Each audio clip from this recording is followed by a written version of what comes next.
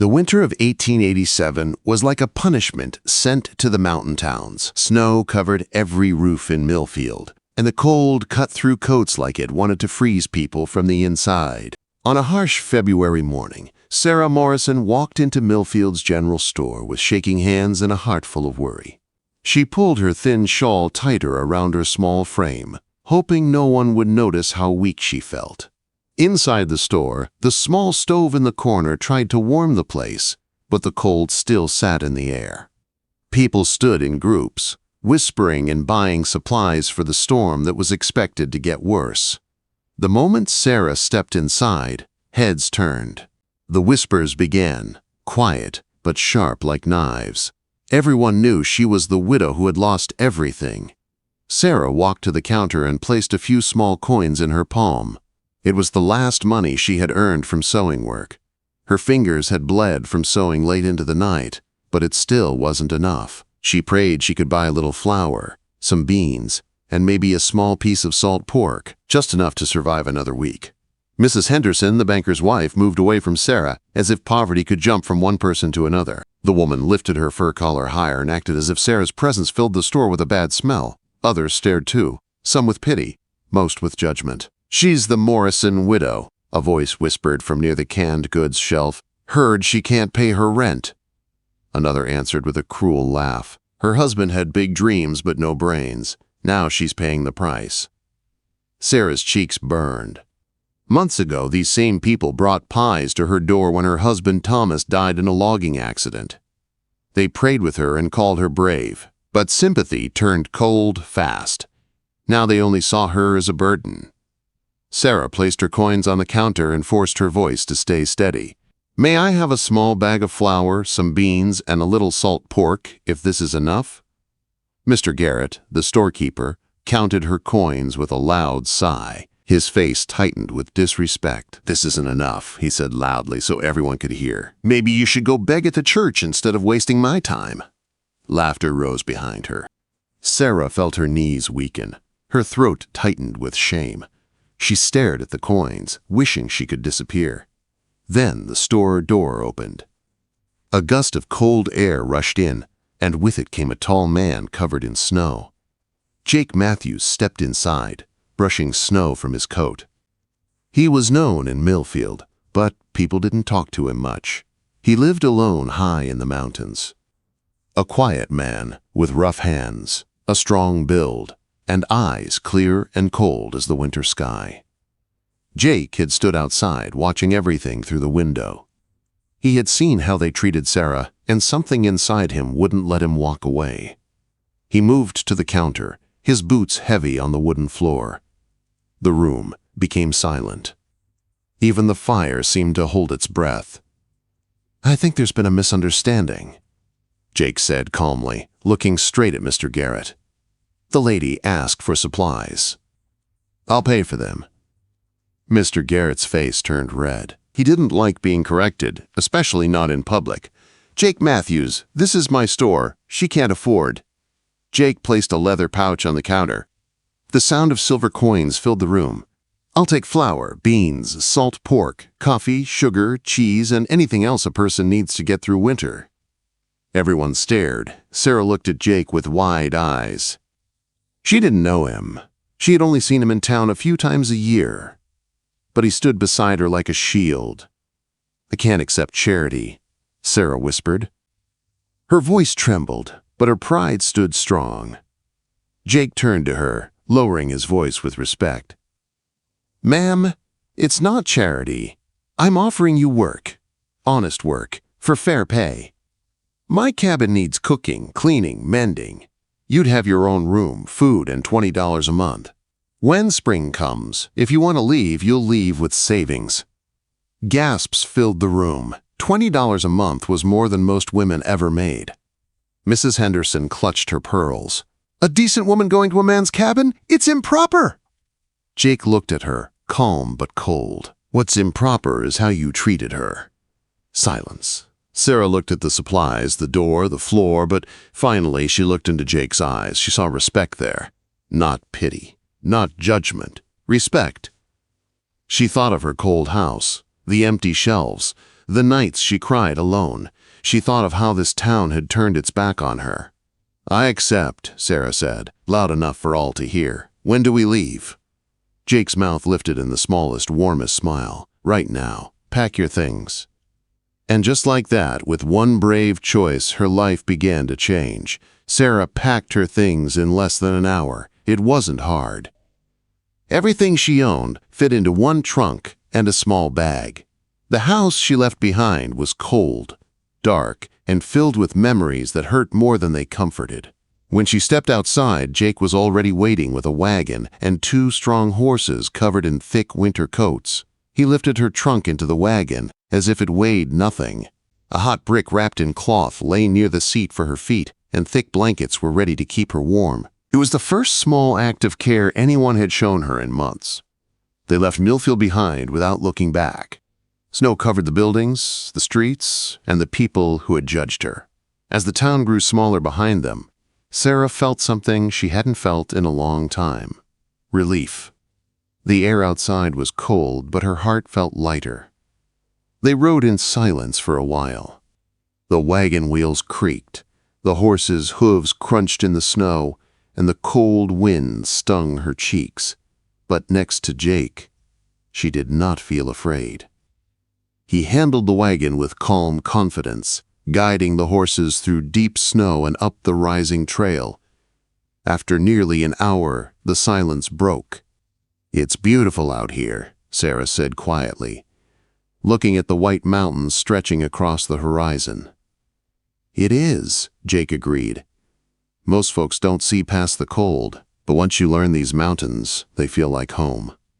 Sarah studied him for a moment, his rough coat, his strong hands, his quiet way of speaking. He didn't talk much, but when he did, his words felt steady and true. "You really live up here alone?" she asked. Jake nodded. "For a long time, 15 years or so." "Doesn't it get lonely?" He thought for a moment before answering. "Sometimes. But the silence is better than being surrounded by the wrong kind of people." Sarah understood that more than ever. The trail became steeper as they climbed higher into the mountains. The trees grew tall around them, forming a quiet forest that swallowed sound. From time to time, Jake pointed out a creek or a marked tree to help her learn the route. It felt like he was teaching her the way home. By the time they reached the cabin, the sun was low behind the peaks. Sarah's breath caught in her throat when she saw it. The cabin was strong, well built, with smoke curling from the chimney and warm light glowing through the windows.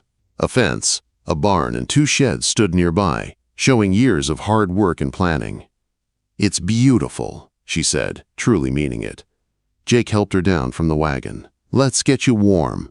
I'll take care of the horses." Quote. Inside, the cabin was warmer than any place she had stepped into since her husband's death. A stone fireplace filled the room with heat and light. The furniture was simple but carefully made. Shelves filled with books lined one wall. 2 closed doors led to bedrooms, and a kitchen area stood ready for cooking. Sarah stood near the fire, holding a cup of hot coffee while she waited for Jake to return from the barn. She felt the warmth spread through her hands and into her chest. For the first time in a long time, she felt safe. When Jake came back inside, he removed his coat and nodded toward the kitchen. "I thought we could make something simple tonight, unless you're too tired." Sarah shook her head. "I'd like to help. I want to earn my place here." Jake's eyes softened slightly. "You already have." They cooked together for the first time, and it felt easy. Sarah moved around the kitchen like she belonged there, and Jake seemed to enjoy watching her bring life into a space that had only ever served him. They ate salt pork and beans at the wooden table. The fire crackled, and outside the snow fell quietly. It was peaceful in a way that felt almost unreal to Sarah. She ate slowly, savoring each warm bite. After dinner, Jake showed her to her room. It was small but cozy, with a warm bed and a small fireplace of its own. "You'll have privacy here," he said. "I want you to feel safe and comfortable." "Thank you," she said, meaning far more than the words could hold. Before leaving the doorway, Jake seemed to hesitate, then spoke gently. "You're not here because you're weak, Sarah. You're here because you deserve better than what they gave you." Sarah's throat tightened. She nodded, not trusting herself to speak. That night, she slept deeper than she had in months. No hunger, no cold, no fear. Only warmth, and a sense that her life was shifting into something new. The next morning, sunlight spilled through her window. The storm had passed, revealing a view so beautiful she stood frozen. Mountain peaks glowing gold, trees covered in fresh snow, and a valley that stretched for miles. It looked like a painting of a world untouched by cruelty. Jake was already up when she came out, coffee ready, fire crackling. He welcomed her with a simple smile that made her feel seen. Not judged, not pitied, but seen. They spent the day settling into a rhythm. Sarah organized the kitchen, started bread dough, and learned where supplies were stored. Jake chopped wood, checked the traps, and made sure the cabin was prepared for the next snow. By the time evening came, they were no longer strangers sharing a space. They were two people, each bruised by life, slowly building something steady together. And for the first time since losing her husband, Sarah felt hope. Wait, before we move on, what do you think about the story so far? Drop your thoughts in the comments. I'm really curious to know. The days that followed felt like a new beginning for Sarah. She woke each morning with purpose instead of fear. The cabin was warm, the air smelled of wood smoke and fresh bread, and for the first time in many months, she felt useful again. She cooked meals, kept the home in order, and helped Jake prepare food for storage. He treated her work with respect, thanking her each evening as if she were doing him a great honor. Soon, she discovered something she had not expected in the mountains. Community. People lived scattered across the hills and valleys, each with their own quiet life. But they all knew Jake. They trusted him, respected him, and often came by to trade or share news. At first, they were surprised to find a woman in his cabin, but when they saw how confidently she ran the home, their curiosity softened into warm acceptance. Martha Henderson, an older widow who lived 5 miles down the valley, became one of Sarah's first friends. She taught Sarah how to use wild herbs for medicine and shared stories of mountain life. Tom Bradley, a former soldier, sometimes came to share meat from his hunts or help Jake repair fences. He always made sure to include Sarah in the conversation, treating her as part of the homestead, not a visiting stranger. Slowly, the mountains stopped feeling like a place she had escaped to and started feeling like where she belonged. Weeks passed, and winter began to loosen its grip. Snow melted from the roof, streams rushed with icy water, and small green shoots began to appear through the ground. The world outside was waking up, and with it, something inside Sarah was waking too. One evening, near the end of March, after a long day of chores, Sarah and Jake sat by the fire. The air inside the cabin was warm, but the conversation they had been moving toward for weeks felt delicate. Jake rested his hands on his knees and looked into the fire before speaking. "When I brought you here, we agreed the arrangement would last until spring," he said. "Spring's almost here now." Sarah felt her chest tighten. She had known this moment would come, but she hadn't known how much she would dread it. "You've done more than your part," Jake continued. "You've made this cabin feel like a home, Sarah. And I meant what I said. You're free to leave when the weather breaks. No debt, no obligation." Quote. Sarah stared at the flames for a long moment. The crackling logs filled the silence between them.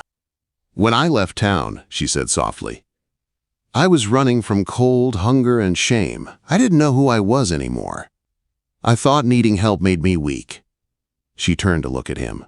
"But here, I found myself again. I found peace. I found dignity." Jake's eyes softened, but he didn't speak, waiting for her to finish. "You offered me work, not pity. You treated me like a person, not a problem. And now, I'm not here because I have nowhere else to go. I'm here because—" Her voice wavered, but she held steady. "I want to stay.